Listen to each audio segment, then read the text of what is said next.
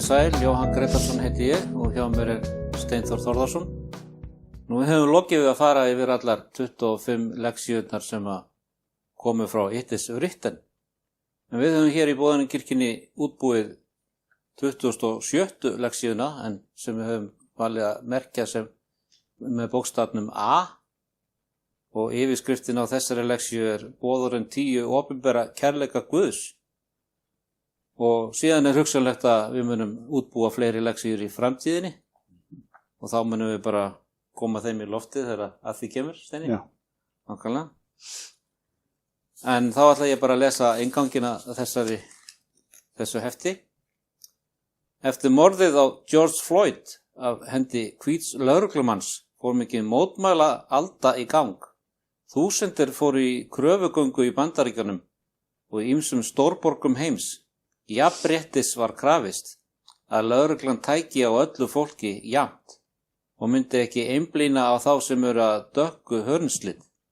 Jafnframt kröfugöngum var einnig töluvert óspektir, gripdeildir og uppþot.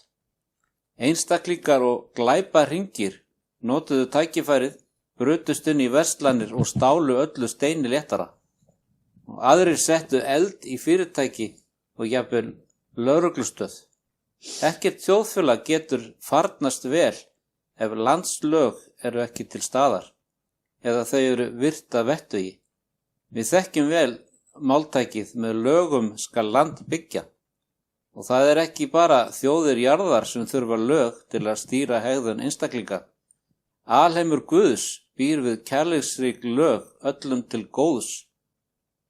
Þau eru einföld í sniðum og koma á óvart þegar í kjölinn skoðað. En því miður eru margir sem misskilja lög Guðs, hafna þeim eða reyna að breyta þeim eftir eigin höfði. Og þá það fyrsta spurningin. Hvar og hverjum voru boðorinn 10 gefin? Og þá lesum við í 2. Mósebók 19:1-2. Á 3. mánuði eftir brottför Ísraelsmanna frá Egyptalandi, á þeim degi komu þeir í Sínaí eyðimörk. Þeir tóku sig upp frá Refidim og komu í Sínaí eyðimörk og settu búðir sínar í eyðimörkinni. Og Ísrael setti búðir sínar þar gegnt fjallinu. Og svo segir hér að Ísraelítar voru í 430 ár í Egyptalandi og enduðu sem þrælar þar. Á þessum tíma gleymdu þeir alveg hver Guð og mundu lítið eftir Jósef og þeim loforðum sem Guð hefði gefið Jakob.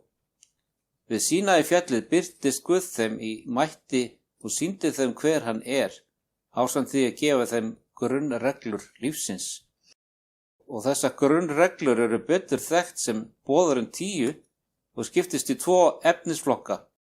Fyrstu 4 segja okkur hvernig við eigum að umgangast Guð og hin seinni 6 segja okkur hvernig við eigum að umgangast aðra.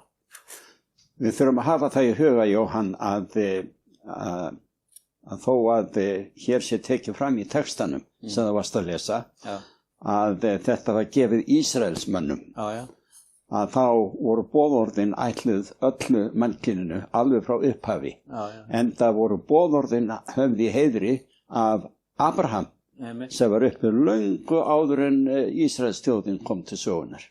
Nákvæmlega, þau hefði ekki verið skrifuð niður á þeim tíma fyrir en Guð ritaði þetta á steintöflunar. Ja, alveg rétt. En þau hefði gengið mann á milli og verið vel þekkt, einhverju síður mitt.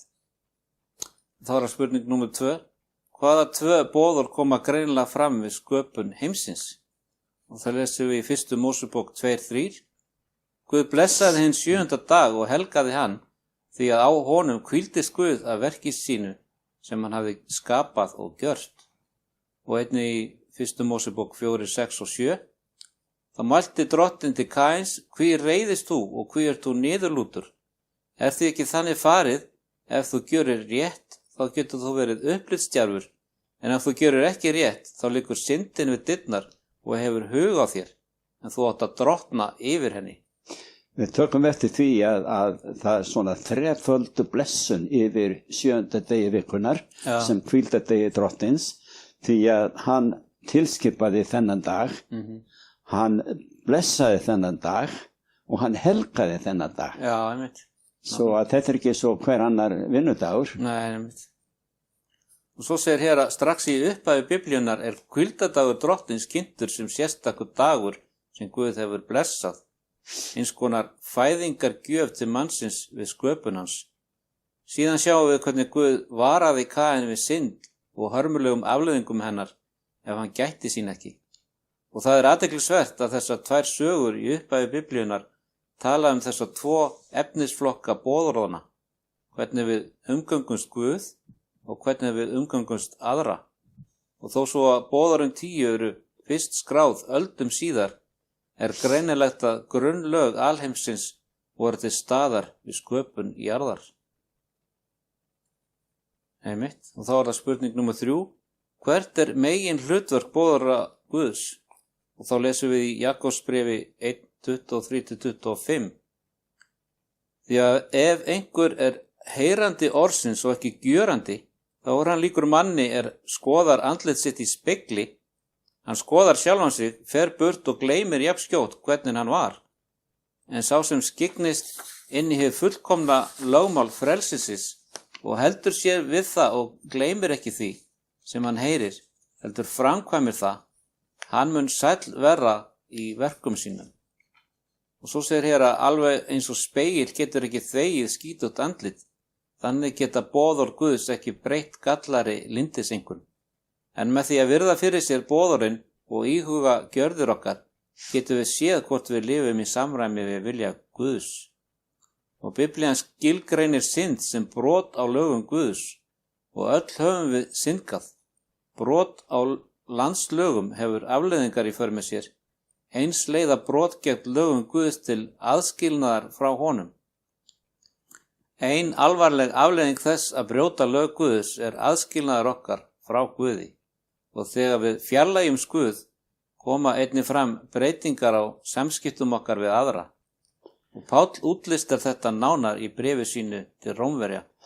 Það ekki aðeins að Guðs orð segir að boðorðin 10 séu fullkomið lögmál, heldur það lögmál frelsisins. Já, en fyrir mörgum boðorðin konar höft eða bann, má ekki gera þetta, má ekki gera hitt. Þegar í raun Guð með þessum boðorðum að segja, svona líður ykkur vel og best að eilífu farið eftir þessari stjórnarskrá Guðs ríkis sem þetta í reynd.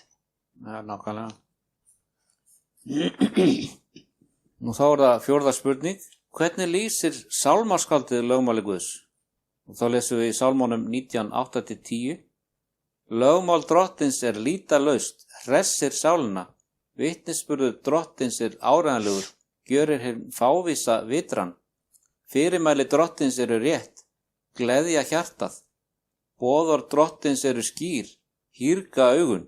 Ótti Drottins hreinn, varir að eilífu. Ákvæði Drottins sannleikur, öll réttlát. Og svo segir hér að það augljóst frá Biblíunni að Guð ætlaðist til að boðorðin myndu hjálpa okkur. Sýna okkur hvernig við eigum að lifa, skilgreina samskiptið okkar við Guð og menn og gleðja okkur og fylla líf okkar af hamingju. Ég minni stundum fólk sem leitandi í orði Guðs að tilgangi lífsins og sem spyr gjarnan boðorðin 10 og verða þau höfð í heiðri í eilífðinni. Já, þau verða þar við líði og það aðeins þegar við lærum að meðtaka þau hér á jörðu að við getum svona betur undirbúið okkur fyrir himinin, ekki það að við frelsumst fyrir dugnað okkar í boðorða haldi, heldur að þegar við lærum að elska þessar meginreglur, að þá mun okkur líða vel alla eilífð í Guðs ríki, þar sem að þessi boðorð, þessi stjórnarskrá í heiðri höfð. Nákvæmlega. Nú þá það 5. spurning. Hvert æðsta boðorðið? Og þá lesum við í Mattheus 22, 36 og 37.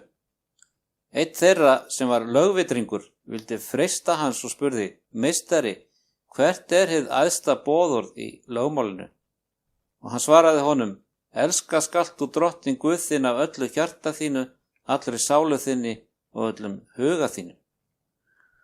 Og svo segir hér að lögmaðurinn ætlaði að freista Jesú og lagði gildru fyrir hann.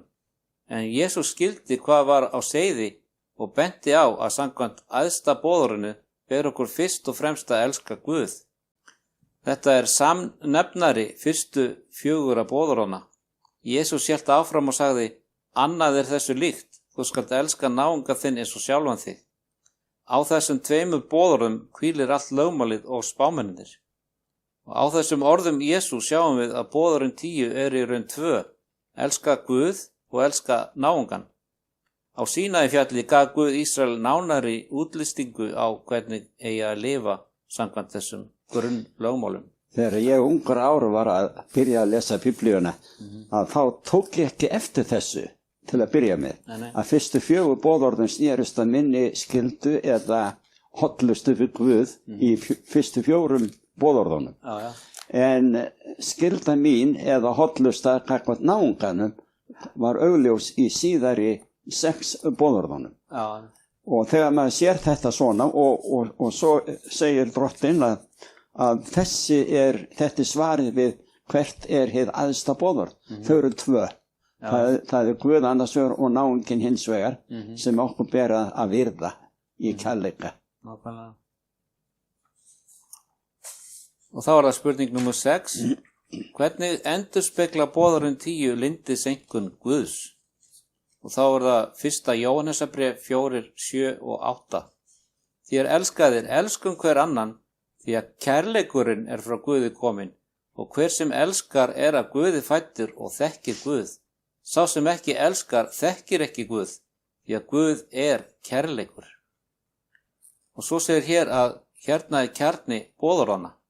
Guð er kærleikur. Boðorðin 10 endurspegla hann og sýna okkur undirstöðu þess hvernig við sýnum að við elskum Guð og hvernig við berum virðingu fyrir öðrum. Biblían ítrekað leggur áherslu á að Guð vill réttlæti og að við sýnum kærleika í verki. Hvernig samskiptið okkar eru við aðra sýnir greinlega hvernig okkar samband við Guð er. Því Guð er kærleikur og við getum aðeins elskað þegar kærleiki Guðs er endurspeglaður í huga og hjarta okkar. Jesús varaði okkur við því að á síðustu dögum myndu hegðun manna breytast. Í Mattheus 24:12 segir hann: og vegna þess að lögleysi magnast mun kærleikur flestra kólna. Og takk eftir því hvernig Jesús tengir lögleysi og kólnun kærleikans, að þegar að kærleiki Guðs er í hjörtum okkar, hverfur kynþáttamisrétti, hatur og glæpir, og á sama tíma eykst löngun okkar til að fylgja orði Guðs og sýna honum hve mikið við elskum hann. Það gerðist fyrir meir en 200 árum síðan að þegar stjórnarbyltingin varð í Frakklandi að kristindómur var afnuminn, boðorðin 10 alveg sérstaklega og Guði var hafnað og menn tóku upp dýrkun á gyðju, konu. Þetta endaði með ósköpum og þar kom að því ári mjög langt leið að þeir tóku aftur upp kristna trú og virðingu fyrir boðorðum Guðs og svo framvegis. Þannig að þetta endar í ósköpum þegar menn hafna boðorðum Guðs. Boðorðin 10 eru okkur til góðs. Nákvæmlega. En þá er það spurning nummer 7.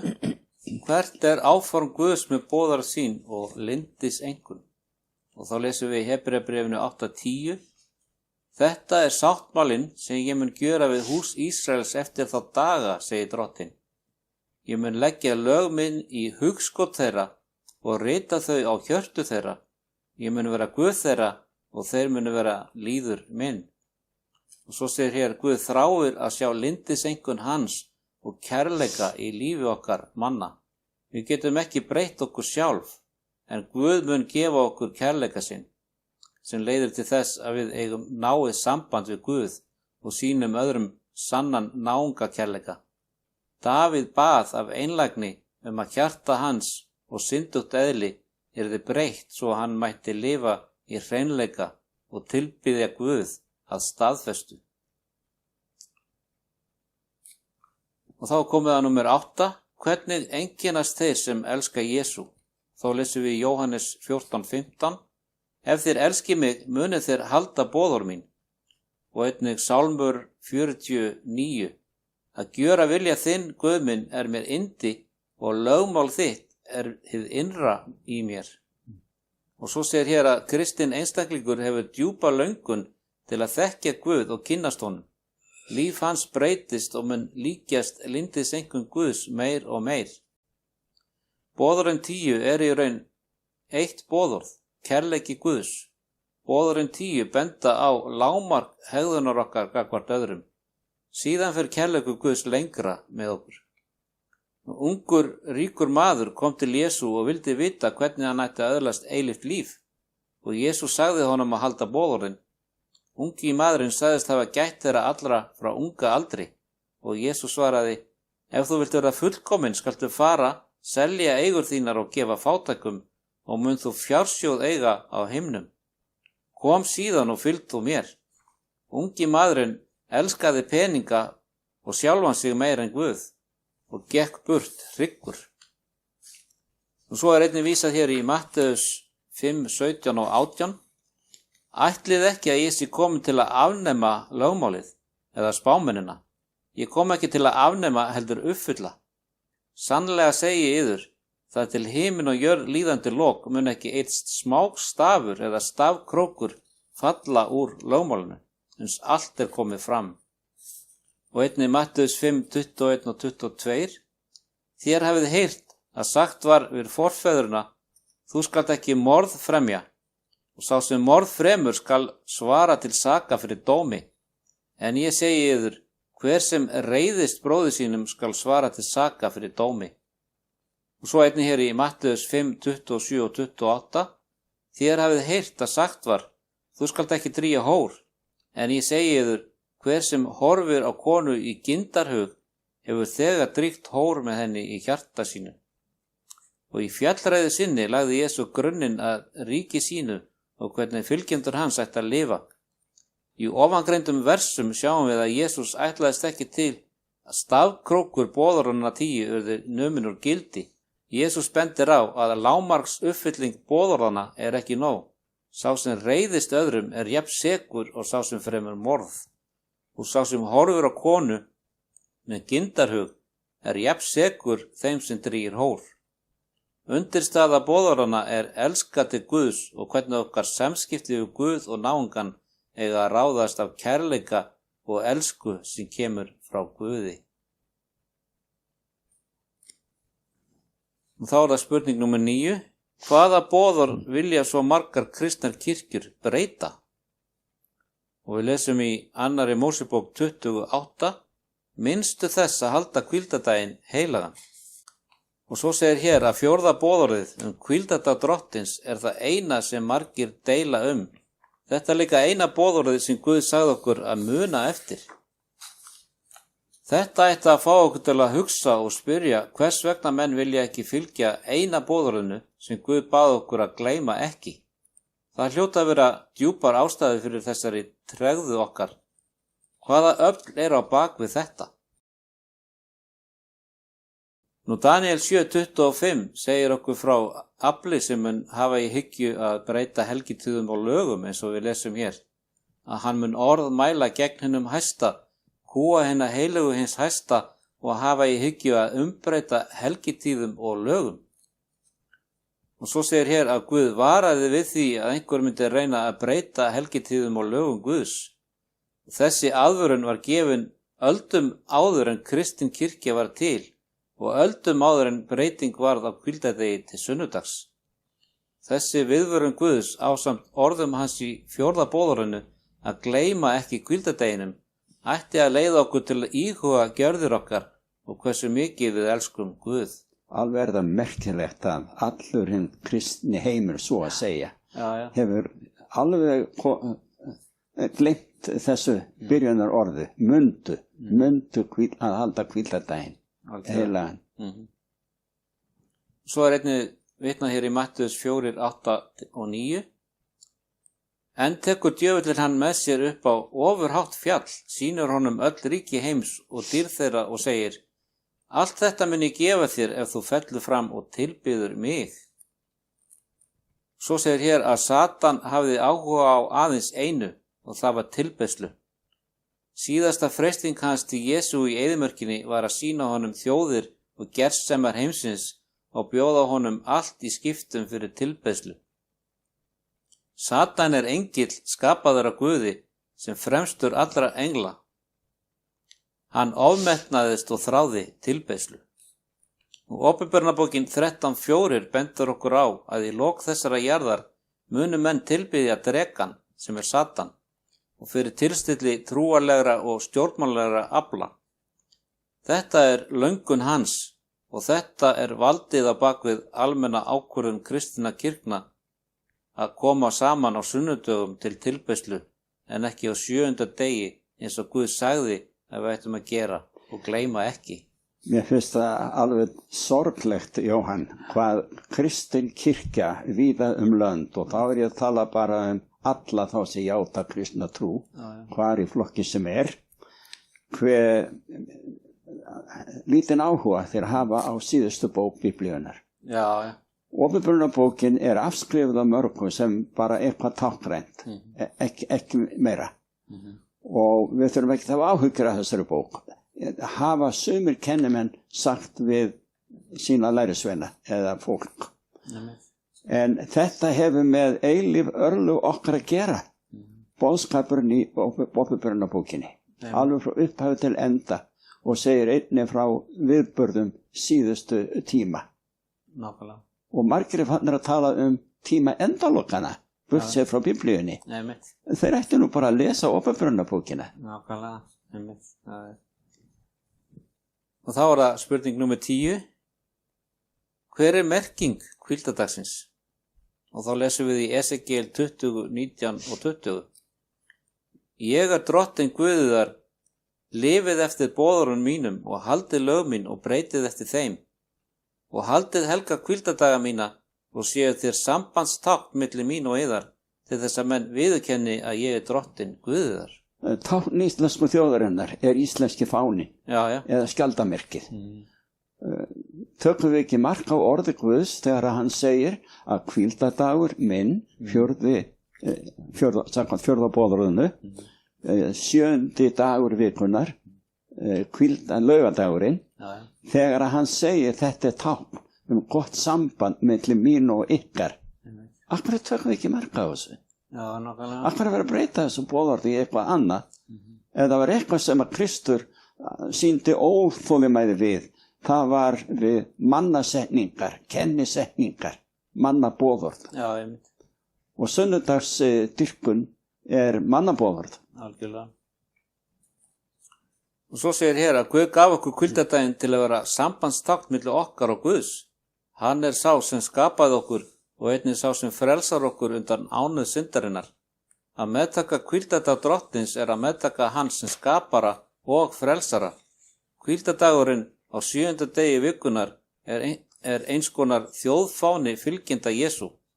Að kjósa annan dag sem tilbeiðsludag að lýsa yfir stuðningi og hollustu við annan en Guð almáttugan. Og þá það 11. spurning. Hver vilji Guðs til okkar mannana? Og þá lesum við í 3. Jóhannesarbréfi 1:2. Ég bið þess, minn elskaði, að þér vegni vel í öllum hlutum og að þú sért heill heilsu eins og sálu þinni vegnar vel. Og svo segir hér að Guð þráir ekkert heitar en að við njótum lífsins við góða heilsu, með frið og hamingju í hjarta. Þetta löngun hans og þess vegna gaf Guð okkur boðorðin sem eins konar mælistiku á líf og hegðun okkar.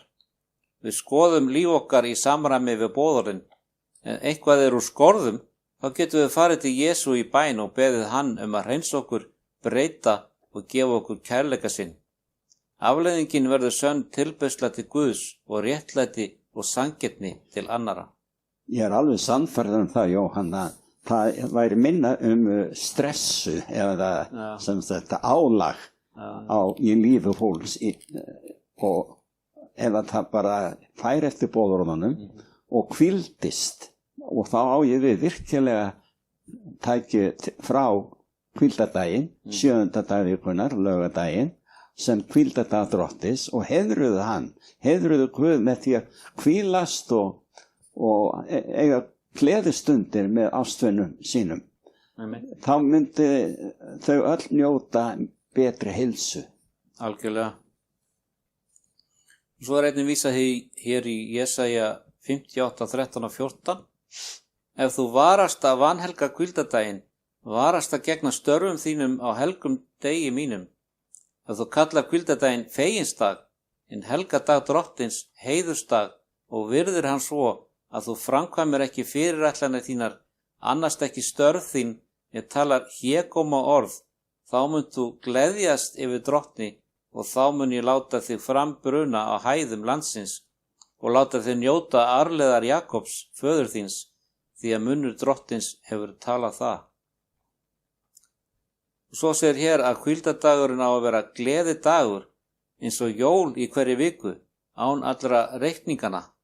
Dagur þar sem við njótum þess að vera til, eigum stund með besta vinnu okkar Jesú Kristi og gleðjumst með vinnum og vandamennum. Fegins dagur sem við hlökkum til þegar við glímum við okkar daglegu störf og áhyggjur hversdagsleikans. Það eru fáar reglur í Biblíunni hvíldardaginn, annað en að gegna ekki okkar venjulegu störfum.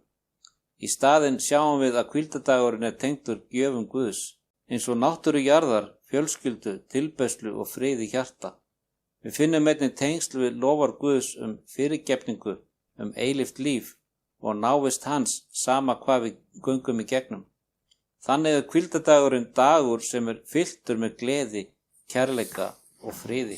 Almennt talað þá hefur kristið fólk meiri áhuga á árlegum hvíldardögum sinna eigin eða ástvina og halda upp á þessa daga, afmælisdaga. Það er svo sem ekki drátt við það. En þeir gleyma því sem Drottinn Guð segir, þeir voru sköpuð á þessum tíma, það er að segja, eftir 6 daga í sköpunarvikunni og 7. dagurinn hvíldardagur, helgaður Drottni. Akkur ekki halda upp á hann vikulega. Algjörlega. En þá komið að síðustu spurningunni í þessu hefti, það er númer 12. Hve mikil elska Guðs til okkar mannana? Og þá lesum við í Jóhannes 3, 16 og 17. Að því svo elskaði Guð heiminn að hann gaf son sinn eingetinn til þess að hver sem á hann trúir glatist ekki, heldur hafi eilíft líf. Guð sendi ekki soninn í heiminn til að dæma heiminn, heldur að heimurinn skyldi frelsast fyrir hann. Og svo segir hér að Guð kærleikur og hann elskar okkur meira en sjálfan sig. Fórn hans var mikil og sýndi elsku hans í verki meðan við vorum enn í syndum okkar. Og Jesús stóð fyrir syndara svo að við mættum kynnast Guði og læra að elska eins og hann elskar. Og þegar við lesum sögurnar í Biblíunni sjáum við að kærleikur Guðs gefinn af frjálsum vilja og Guð gefur okkur frelsi til að elska eða hafna honum. Kærleikur Guðs tilfinningaríkur og ástríðufullur. Guð þráir að við elskum hann með sömu ástríðu og að samband okkar á milli sé virt, þar sem við tölum við hann, treystum honum fyrir lífi okkar og framtíð og að kærleikur okkar til hans verði ofar kærleika okkar til annara eða nokkurs annars í lífinu. Jesús bauð okkur að leita fyrst ríkis hans og réttlætis og þá mun allt þetta veitast yður að auki. Ég hef stundum heyrt af vörum vina og kunningja sem ég að lesa Biblíuna með í gegnum árin. Að þeim finnst við leggja allt og mikla áherslu á lög og boðorð. Það ekki rétt, vegna þess að aðal áhersla okkar á úthelt blóð frelsarans á Golgata, okkur til friðþægingar, þar sem Jesús borgaði syndasekt okkar. Og þegar við meðtökum Jesú Krist á þennan hátt, að þá erum við hólpin. En Jesús sagði sjálfur, ef þér elskið mig, og fólk leggur áherslu á kærleika og elsku, allt í lagi, þá sagði Jesús, ef þér elskið mig, þá haldið boðorð mín. Boðorð 10 eru boðorð Jesú Krist. Þetta stjórnarskrá Guðs ríkis. Hví ekki að æfa okkur hér á jörðinni fyrir það að vera þegnar í eilífðaríki frelsaras. Nákvæmlega. Svo hér í lokin þá ein spurning til þín. Er það einlæg þrá þín að elska Drottinn Guð þinn af öllu hjarta þínu, allri sálu þinni og öllum huga þínum? Er það viljið þinn að fylgja Guði í öllu og njóta hvíldardags Drottins sem vikulegum fegins degi? Já, hvers vegna ekki? Nákvæmlega. Og þannig lýkur þessu hefti hjá okkur í dag og við þakkum fyrir.